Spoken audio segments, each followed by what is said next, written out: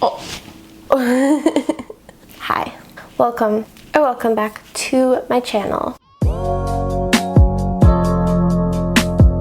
It is my birthday and I'm turning 29, so I'm not completely done with my 20s, but I'm towards the end, just 1 year left, and I kind of thought it would be interesting to look back on some of the books that I read during the last decade of my life that really were influential or I just really enjoyed. So that is basically what this is just talking about some of my favorite books that I read from my 20s. Let's just start. So the first book that I read in my 20s that I really enjoyed and thought was super interesting was The Mother Tongue by Bill Bryson. The Mother Tongue by Bill Bryson is a really good book if you are interested in linguistics, especially historical linguistics and just the history behind language. I studied linguistics in college. This is something I actually read during that time, which it seems a bit odd because you spend so much time reading linguistics related books for school, so why would you read one for fun? But I don't know, I really liked the way that this was written.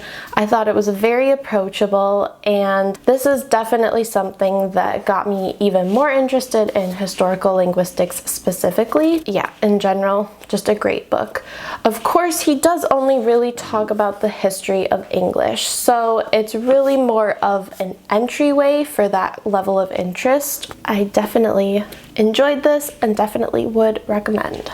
The next book on this list is The Greatest Show on Earth by Richard Dawkins. Now, I know that Richard Dawkins can be a little bit controversial. He is very abrasive with the way he presents his findings and his opinions. However, this is just plain and simple a well-written book on evolutionary biology. And I think that people who are confused or just interested in general about how we became human would enjoy this book. He does have a little bit of a sassy tone, but he also breaks things down in a way that is so straightforward and so easy to understand that I think that this is actually a great book for anybody who might just be interested a little bit more in evolution and evolutionary biology. And this was actually something that my husband recommended to me. This I think I read like right when I was finishing school, and this is what I would read on the train, and I always felt really engaged on that ride, and it wasn't a long ride, but I always loved having this in my backpack because I truly felt like I was learning things that they didn't really cover very comprehensively in school, and I was learning them in a way that was really approachable and easy. And I even took biology in college, but this it's well written. He does a great job of breaking things down, and I actually just loved it. I have also read The Ancestor's Tale, but I think I enjoyed this more. I liked it a lot. I would also recommend it. But as I said, I know people are turned off. He has some strong beliefs. He's a very outspoken atheist, but he is a good writer and knows a lot about evolution. So the next book on this list, another book that people have kind of these politicized beliefs about, which is Atlas Shrugged by Ayn Rand. Now, this is an undertaking to read. This took me a really long time to read. I was around 20 when I read it, and a lot of people take this as almost like a political manifesto, but I think if you just take it as what it is, which is a well-written kind of dystopian novel, it's good. It's well written. I love that there is largely a female protagonist in Dagny, and she's a pretty interesting person to follow. There's a little bit of everything, so it's a well-rounded story. There is action, adventure, romance, sci-fi. It becomes really interesting towards the end. I will say it's, as I said before, a really big undertaking. So it's hard to get through kind of. Once you make it past the first 100 pages, it's a pretty engrossing story, so you're pretty interested in where it goes next. and it's just well written, it's interesting. So I enjoyed this a lot, and I just remember it being, I think, a really big thing when I read it because it's a classic and I'd heard so much about it but never really had the drive or the time or the motivation to sit down and read it. But it was well written. This is one that it's been almost 10 years now, so I would really be interested to reread it because there's a lot of details that I kind of don't remember and I would like to refresh my brain on, but I recall enjoying it. Next, The Complete Sherlock Holmes. So this is a book that I probably never would have thought to pick up by myself, or it would have taken me a lot longer to pick it up by myself. But my dad actually is the one who told me to read Sherlock Holmes. So I was on a winter holiday break. I think I was about 22, and I went to my dad's house because just to visit him and hang out, but also because I was bored. I didn't know what to like read or do or watch. I really had nothing to do. So I went to his house and he pointed me to a stack of books and was like, here, go read one of those, take it with you. And on top of the stack of books was actually The Complete Sherlock Holmes Volume 1, and then in another stack was The Complete Sherlock Holmes Volume 2. At the time I was renting this small room and I returned to it and spent the next week just absolutely engrossed in these. It was one of the most enjoyable reading experiences of my life. And that's kind of one of those times where you're like, yes, the stories are good, but the whole experience was really nice because I had so much time and it was dreary weather outside. It was snowing and sleeting, and I just got to sit inside, sometimes with my dog, cozied up, and read these. And I think that that added to how much I ended up enjoying them and how much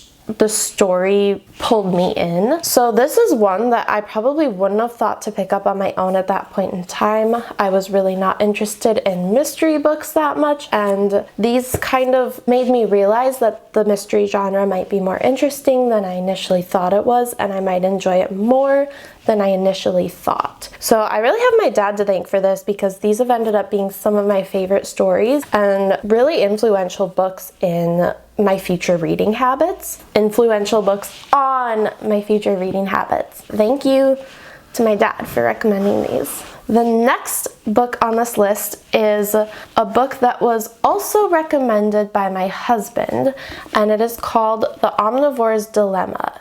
So he actually gave me a copy of this while we were dating, and I really enjoyed reading this. I love the way that Michael Pollan absolutely fully delves into a topic that he's writing about and studying. He fully immerses himself into a topic and does the necessary research.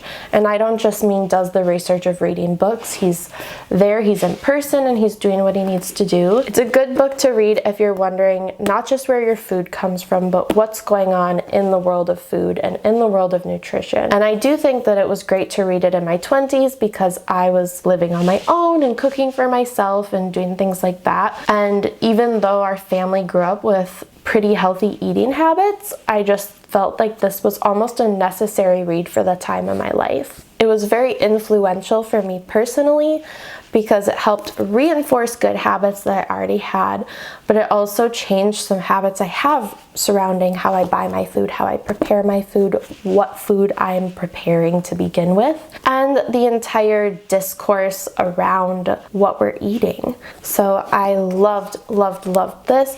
I would actually highly recommend this, and as I said, I would really recommend it to people in their 20s because I think that it's a great thing to read as you're developing your own adult food habits that you may pass on to your children or you may influence your friends with. Just thumbs up. I really enjoyed it. So the next book on this list is Little Women, which I actually read for the first time within the past year, and I did a reading vlog, I will link that because I found it was really interesting to read it at this point in my life. This is just a classic, and it's a classic for a reason. It is really well written and it does express the values of the time, but it also feels very modern in a lot of ways because I think that Louisa May Alcott was a really forward-thinking woman, and that comes out in the writing of this story. And it's just a beautiful story. I laughed, I cried, I felt so many good feelings. It was just beautifully written, and I think that reading it as an adult, I had a little bit more perspective to apply to it as well, so that kind of helped me. But this would definitely have been a great book to read when I was like 14. However, I'm still really happy that I got to read it as an adult, and I will say it was definitely one of my favorite books that I read in my 20s. The last book on my list is The Language Instinct by Steven Pinker. This is a classic in the world of linguistics.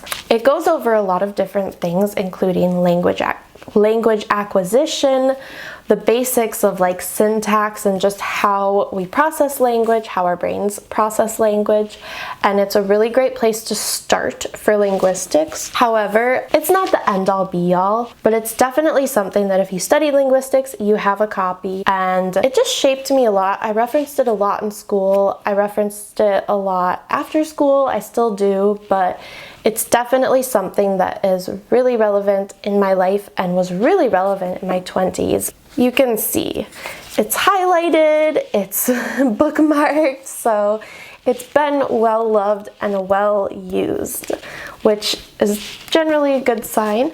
So I think that's it for this video. Thank you so much for watching, and I realize that this is a very specific list, but I would be interested to see your thoughts if you've read any of these books, or if you want to read any of these books. Please let me know in the comments below, and I will see you later.